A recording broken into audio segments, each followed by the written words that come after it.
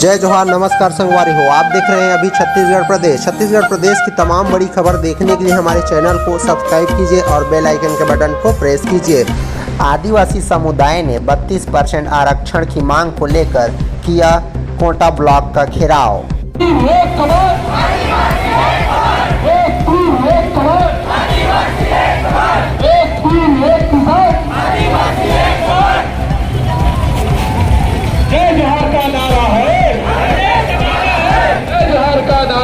आरक्षण के संबंध में सर्व आदिवासी समाज ने की थी एक दिन पहले विस्तृत चर्चा।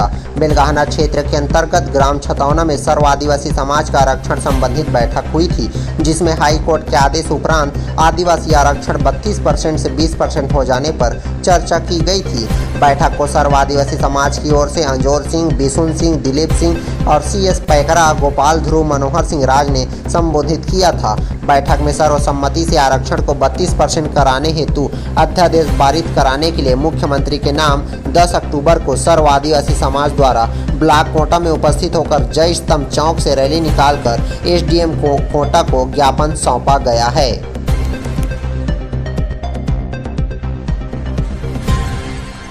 गरियाबंद जिले में थाने में सिपाही ने खुद को मारी गोली, मौके पर ही मौत। 1.5 माह पहले इसी पुलिस स्टेशन में सब इंस्पेक्टर ने लगाई थी फांसी।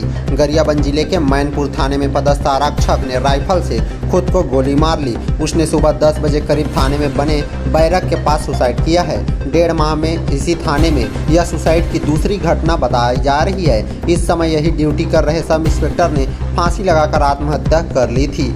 सुबह तकरीबन 10 बजे जब थाने के भीतर बैरक के पास से गोली चलने की आवाज़ आने के बाद थाने में मौजूद दूसरे सिपाही उधर दौड़े, जहां इन लोगों ने कांस्टेबल दिनेश कोसले को लहूलुहान हालत में गिरे देखा। उसने राइफल से खुद को गोली मार ली थी। स्टाफ ने तुरंत अधिकारियों को जानकारी दी। सूचना मिलती है एडिशनल SP चंद्रेश सिंह ठाकुर मौके पर पहुंच गए थे। अफसरों ने थाने के भीतर आवाजाही पर रोक लगा दी। फॉरेंसिक एक्सपर्ट राजधानी से जांच के लिए रवाना हो गए हैं। कहा जा रहा है कि तनाव के चलते आरक्षक ने यह आत्मघाती कदम उठाया है। ASP चंद्रेश सिंह ठाकुर ने बताया कि मामले की जांच जारी है। कांस्टेबल के परिजनों को भी जानकारी दे दी गई है। वह इसी जिले का रहने वाला था और परिजन पहुंच भी गए हैं, लेकिन अभी वह सुसाइड का कोई कारण नहीं बता पा रहे हैं। इसी थाने में 24 अगस्त को भी एक सब इंस्पेक्टर ने सुसाइड कर लिया था। उस मामले की जांच अभी चल ही रही थी कि दूसरी घटना हो गई है।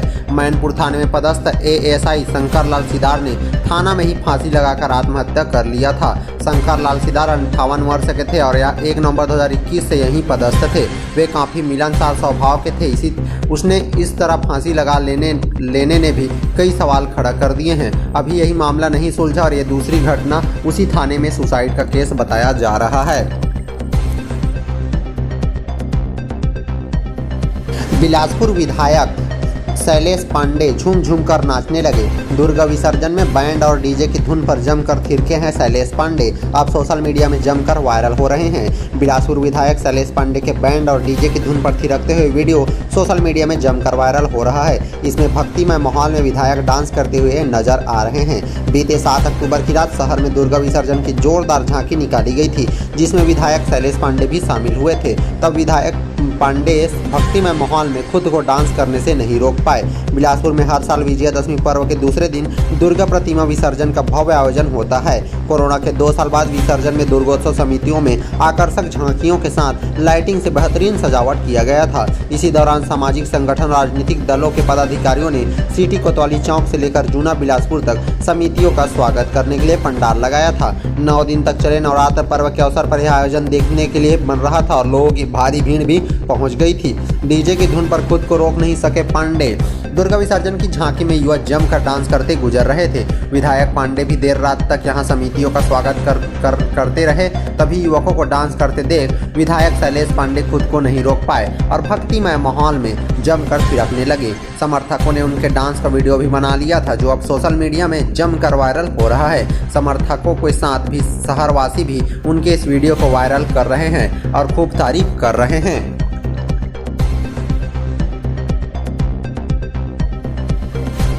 किसान के घर में जय और वीरू ने साथ किया भोजन। CM भूपेश ने कलेक्टर को दिए निर्देश, कहा भूमिहीन कृषि मजदूर को न्याय योजना का दे लाभ। मुख्यमंत्री भूपेश बघेल सोमवार से भेंट मुलाकात कार्यक्रम फिर से शुरू किए हैं। उनके साथ स्वास्थ्य मंत्री टी.एस. सिंहदेव भी गए थे। सिंहदेव कवर्धा के प्रभारी मंत्री हैं, लेकिन इस बार पहली बार हुआ कि जय वीरू की यह जोड़ी भेंट मुलाकात का मंच साझा कर रही थी। इसी बार उनका दौरा कबीरधाम जिले की कवर्धा विधानसभा सीट पर केंद्रित है।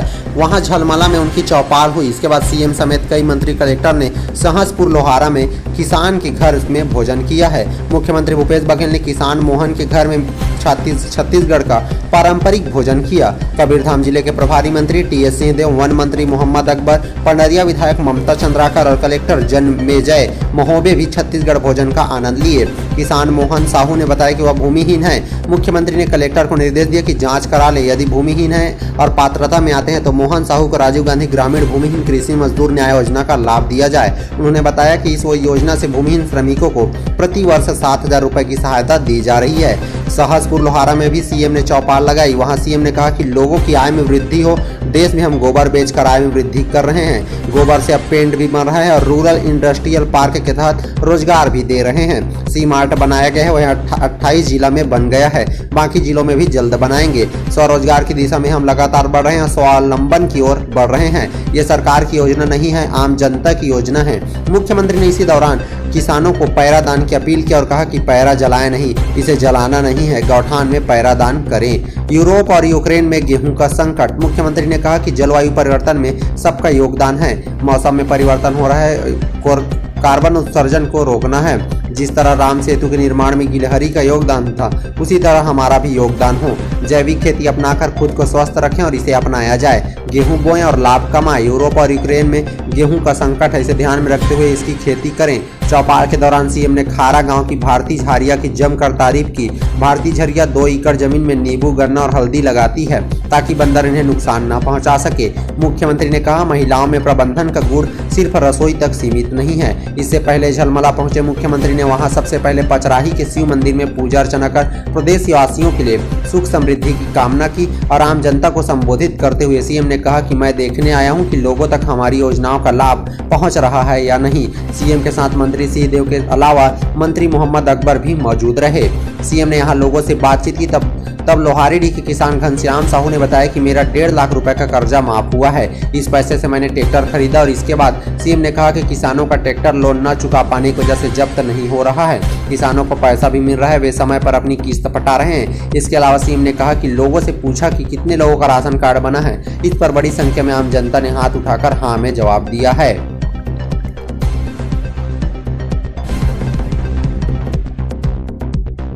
रायपुर में WWF जैसी फीमेल रेसलर्स की फाइट। एक दूसरे को उठाकर पटका, चले लात घूसे। भारतीय पहलवानों ने विदेशियों को चटाई है धूल। छत्तीसगढ़ की राजधानी रायपुर में लोगों को WWF जैसी फाइट देखने को मिली है। इस फाइट में पुरुष पहलवानों के अलावा महिला पहलवान भी रिंग में उतरी। यहां भारतीय पहलवानों ने एक एक कर विदेशी फाइटर्स को धूल चटा दिया। मैच के दौरान जमकर लात घूसे चले। इसके अलावा कुछ रेसलर को तो सिर भी फट गया। वहीं महिला रेसलर एक दूसरे को पटक पटक कर मारते नजर आ रहे हैं। राजधानी के बलबीर सिंह जुनेजा इंडोर स्टेडियम में रविवार को फ्रीक फाइटर रेसलिंग FFW का आयोजन किया गया था। इस रेसलिंग में भाग लेने नेपाल, अमेरिका और दूसरे देशों के खिलाड़ी भी पहुंचे थे। रविवार के दिन कुल 8 से ज़्यादा मुकाबले यहां खेले गए। शुरुआती मुकाबला भारत के प्रिंस और अमेरिकी फाइटर के बीच हुआ है। इसी दौरान लोगों ने खूब रोमांचित मैच का आनंद लिया और आखिरकार इस मैच को प्रिंस ने जीत लिया। मगर मुकाबले के दौरान प्रिंस का सिर फट गया और प्रिंस के अलावा भारत के प्रतीक ने नेपाल के खिलाड़ी अमित से मुकाबला किया। दोनों ने एक दूसरे पर जमकर मुक्के बरसाए। इस मुकाबले को प्रतीक ने जीत लिया। महिला रेसलर को बचाने आया दोस्त। इसके बाद महिला रेसलर भी रिंग में उतरी। तब लोगों का उत्साह देखते ही बढ़ रहा था। यहाँ भारत की कीरा और नेपाल की फाइटर जुलेली के बीच ये मुकाबला खेला गया। दोनों ने जबरदस्त फाइटिंग की और भारत की फाइटर कीरा ने नेपाल की फाइटर जुलेली के ऊपर लात घूंसों की बरसात कर दी। मगर कुछ समय बाद जुलेली अपनी फार्म में वापस लौटी तो उन्होंने कीरा को मारना शुरू कर दिया। इसी बीच कीरा की फाइटर दोस्त मैंडी रिंग में ही उतर गए और बीच बचाव करने लग गई। आखिरकार इस मुकाबले को नेपाल की जुलेली ने जीत लिया। इन दो महिला खिलाड़ियों के अलावा और भी महिला रेसलर्स ने इस प्रतियोगिता में भाग लिया है। भारतीय खिलाड़ियों का रहा दबदबा। बताया गया कि दूसरे दिन 8 से ज़्यादा मुकाबले हुए, जिसमें थंडर, बाबा, सम्राट, टार्जन, मैडी जैसे पहलवानों ने जीता है। इस कार्यक्रम के मुख्य अतिथि रायपुर उत्तर से कांग्रेस विधायक कुलदीप जुनेजा और रायपुर महापौर एजाज ढेबर रहे, जिन्हें विजेताओं का इनाम दिया और राजधानी में रेसलिंग के आयोजक शोएब ढेबर और कुलजीत भल्ला को बधाई दी।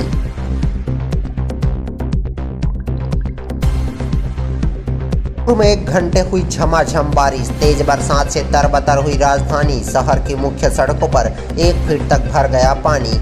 रायपुर में 1 सप्ताह तक बरसात रुके रहने के बाद सिस्टम फिर से सक्रिय हुआ है। सोमवार को रायपुर सहित कई जिलों में मूसलाधार बारिश हुई। रायपुर में तो 1 घंटे की बरसात में मुख्य सड़कों पर 1 फीट तक पानी भर गया। निचली बस्तियां और गलियों में लोगों के घरों तक में पानी घुस गया है। मौसम विभाग के मुताबिक सोमवार को दोपहर से शाम तक कई जिलों में बरसात की रिपोर्ट आ रही है। रायपुर के अलावा दुर्ग, राजनांदगांव, महासमुंद, दंतेवाड़ा समेत कई जगहों में अच्छी बरसात बताई जा रही है। रायपुर शहर में गरज चमक के साथ 1 घंटे तक तेज बरसात से जनजीवन प्रभावित हुआ।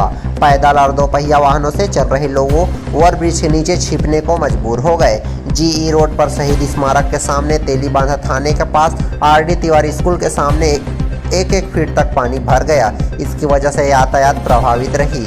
वहीं कई निचले इलाकों में गलियों घरों में भी पानी भरने से लोगों को दिक्कतों का सामना करना पड़ा है। रायपुर मौसम वैज्ञानिक HP चंद्रा ने बताया कि प्रदेश में बंगाल की खाड़ी से काफ़ी मात्रा में निम्न स्तर पर नमी आ रही है। इसकी वजह से प्रदेश में कुछ स्थानों पर हल्की से मध्यम वर्षा होने अथवा गरज चमक के साथ छींटे पड़ने की संभावना जताई गई थी।